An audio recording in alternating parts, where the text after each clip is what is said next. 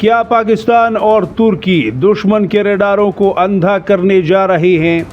हवा सौज ने खित्ते में एक नई बहस छेड़ दी है, एक नई ताकत की आमद, एक नई हैरानगी। अस्सलामुअलैकुम दोस्तों, जंगी मैदान में सबसे खतरनाक हथियार वो नहीं होता जो सबसे बड़ा धमाका करे, बल्कि वो होता है जो दुश्मन को ये भी ना समझने दे कि हमला कहाँ से हो रहा है और किस सिमत से हो रहा है। ज़रा तसव्वुर कीजिए, सरहद के उस पार दुश्मन के जदीद तरीन रेडार पूरी रफ्तार से घूम रहे हों, मिसाइल लॉन्चर्स अलर्ट पर खड़े हों, फाइटर जेट्स रनवे पर तैयार हों, कमांड सेंटर में सैकड़ों अफसर कंप्यूटर स्क्रीनों पर नज़र जमाए बैठे हों, और फिर अचानक स्क्रीनें खामोश होना शुरू हो जाती हैं, रेडार मफलूज होना शुरू हो जाते हैं और उनकी तमाम तर तवानाइयाँ गायब होना शुरू हो जाती हैं, मवासलाती राब्ते आपस में टूट जाते हैं और वो तमाम तर निज़ाम जो खड़ा किया गया होता है वो अचानक से जकड़ा जाता है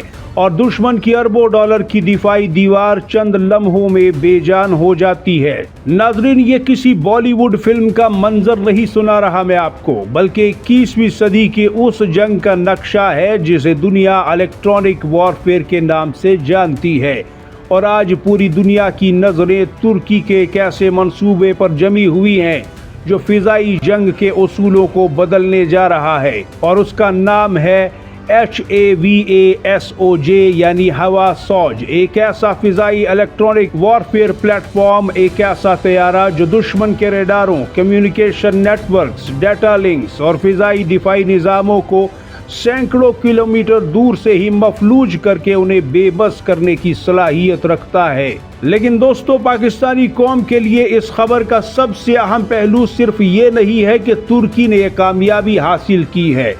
बल्कि पाकिस्तान और तुर्की के दरमियान वो बढ़ता हुआ दिफाई इश्तराक है जिसे बहुत से माहिरीन मुस्तकबिल की एक बड़ी स्ट्रेटेजिक पार्टनरशिप करार दे रहे हैं, और पाकिस्तान को बर्रे सगीर में एक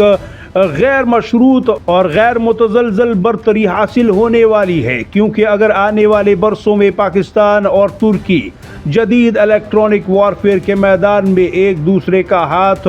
इसी तरह थामे रखें और ये मामला तय पा जाए और ये ताकत पाकिस्तान पहुंच जाए, तो ये सिर्फ दो ममालिक का ताउन नहीं होगा, बल्कि मुस्लिम दुनिया की दिफाई ताकत के एक नए बाब का आगाज़ होगा। नाजरीन, दुनिया की तारीख हमें ये बताती है कि हर दौर में जंग का फातेह वही बना है जिसने नई टेक्नोलॉजी को सबसे पहले जंग में उतारा है। हाँ, ये ज़रूर है कि एक मुसलमान होने के नाते जज्बा और ईमान, ये ताकतें तो पहले से ही ऐसी हैं कि मुसलमान इससे लेस होते हैं, लेकिन उसके बाद तलवारों की धार जो है वो भी एक नतीजा निकालने का काम करती है। एक वक्त था जब तोपें फैसला करती थी, फिर टैंकों ने जंगों का नक्शा बदला, इसके बाद लड़ाका तैयारों ने ताकत का मयार ही बदल दिया था, और अब दुनिया एक नए दौर में दाखिल हो चुकी है। ये दौर है इलेक्ट्रॉनिक वॉरफेयर का दौर। आज अगर आप दुश्मन के रेडारों को खामोश कर दे और ये कर सके, इसके मवासलाती निज़ाम को मफलूज कर दे और इसकी कमांड चेन को तोड़ कर रख दे, तो इसके बाद जदीद तरीन जंगी तैयारे भी महज धात के टुकड़ों में तब्दील हो सकते हैं, क्योंकि उनके पास फिर वो महारत, वो ताकत और वो मंत्र नहीं रहते जिससे वो आप पर काबू पा सके। इसी हकीकत को समझते हुए तुर्की ने हवा सौज तैयार किया है। ये सिर्फ एक तैयारा नहीं है, बल्कि एक उड़ता हुआ इलेक्ट्रॉनिक किला है, एक ऐसा आसमानी किला जो दुश्मन के फिजाई दिफा पर हमला करने से पहले इसकी आंखें बंद कर सकता है और उसे अंधा कर सकता है, इसके कान बहरे कर सकता है और इसके कमांड सिस्टम को एक अजीब व गरीब उलझन में डाल सकता है। दोस्तों, तुर्की ने गुज़श्ता चंद बरसों में जिस रफ्तार से तरक्की की है वो पूरी दुनिया के लिए हैरान कुन है। बैराक्टर TB2 ड्रोन की बात करें, चाहे एकेंसी ड्रोन की बात करें, फिर उसके बाद किज़लिलमा बगैर पायलट के उड़ने वाला एक ऐसा तैयारा जो कि तैयारों का ही शिकार करता है, और कान लड़ाका तैयारा, मुस्लिम दुनिया का पहला 5th जनरेशन लड़ाका तैयारा, और अब उसके बाद हवा सौज।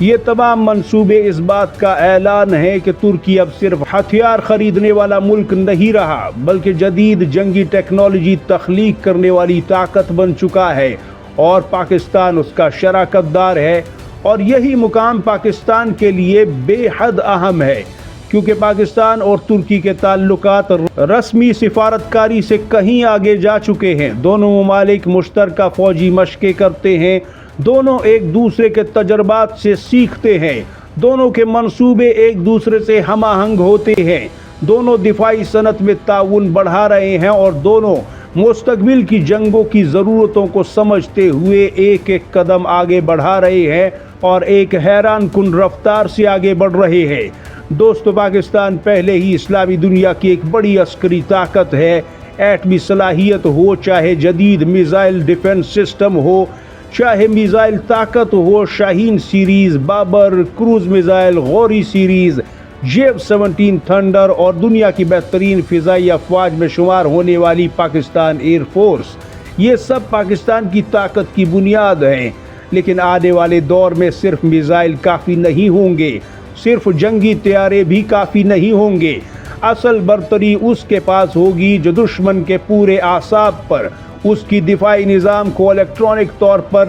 مفلوج کر کے اور بے بس کر کے رکھ سکے اور اس پر عبور اور کنٹرول حاصل کر سکے، اور یہی وجہ ہے کہ الیکٹرانک وارفیئر کو مستقبل کی جنگوں کا فیصلہ کن ہتھیار اور ایک فیصلہ کن طاقت قرار دیا جا رہا ہے۔ سوچئے، اگر کسی روز پاکستانی فضائیہ کے جدید طیارے ایک ایسے ماحول میں آپریشن کرے جہاں دشمن کے ریڈار پہلے ہی خاموش ہو چکے ہوں، وہ ریڈار کچھ دیکھ ہی نہ پائیں، جہاں اس کے ڈیٹا لنکس متاثر ہو چکے ہوں، جہاں اس کے کمانڈ سینٹر درست معلومات حاصل ہی نہ کر پا رہے ہوں کہ کتنے طیارے ہیں، کہاں سے آ رہے ہیں، کس سمت سے آ رہے ہیں اور کیا کرنے جا رہے ہیں، تو فضائی جنگ کا توازن کس قدر تبدیل ہو سکتا ہے۔ یہی وہ تصور ہے جس نے دنیا کی بڑی طاقتوں کو الیکٹرانک وارفیئر پر اربوں ڈالر خرچ کرنے پر مجبور کیا ہوا ہے۔ پاکستان اور ترکی کا تعاون صرف آج کا نہیں، یہ وہ رشتہ ہے جو دہائیوں پر محیط اعتماد، احترام، دوستی اور بھائی چارے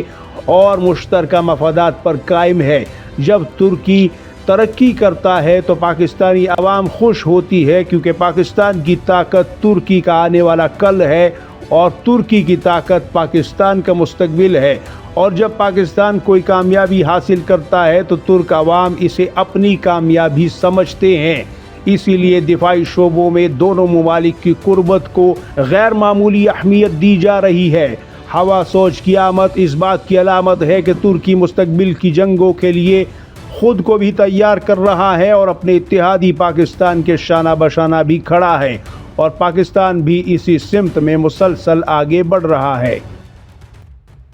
21ویں صدی کی جنگ صرف بارود کی جنگ نہیں، یہ معلومات کی جنگ ہے، یہ سگنلز کی جنگ ہے، یہ ریڈاروں اور ڈیٹا نیٹ ورکس کی جنگ ہے، اور جو قوم اس میدان میں کامیاب ہوگی وہی مستقبل کی فضائی طاقت اور مستقبل کی جنگوں کی فاتح قرار پائے گی۔ اس لیے ہوا سوچ جیسے منصوبے پوری دنیا کی توجہ کا مرکز ہیں، لیکن پوری دنیا اسے بنا نہیں پاتی۔ یہ دنیا کے چند ایک ملک، چند ایک طاقتیں ہی ہیں جنہوں نے ان تمام تر ٹیکنالوجیز پر اپنی اجارہ داری قائم رکھی تھی، اور اب الحمدللہ مسلمان ممالک میں سے پاکستان اور ترکی بہت تیزی سے آگے بڑھ رہے ہیں، اور اسی لیے پاکستان اور ترکی کا بڑھتا ہوا دفاعی تعاون آنے والے برسوں میں مزید اہمیت اختیار کرے گا۔ کامنٹ سیکشن میں آپ ضرور بتائیے، کیا یہ خطے میں طاقت کے توازن کو تبدیل کر دے گا؟ کیا الیکٹرانک وارفیئر مستقبل کی جنگوں کا سب سے بڑا ہتھیار بننے جا رہا ہے؟ اور کیا پاکستان اور ترکی مل کر دفاعی تعاون کی نئی تاریخ رقم کر سکتے ہیں؟ اپنی رائے کامنٹ سیکشن میں ضرور دیجیے، اور ویڈیو کو پسند آنے کی صورت میں سبسکرائب تو ضرور کیجیے تاکہ ہماری سپورٹ ہو سکے، اور لائک اور شیئر بھی کر دیجیے۔ اپنا اور گرد و نواح کے لوگوں کا سب کا ڈھیر سارا خیال رکھیے گا۔ اللہ حافظ و ناصر۔ پاکستان زندہ باد، امت مسلمہ پائندہ باد۔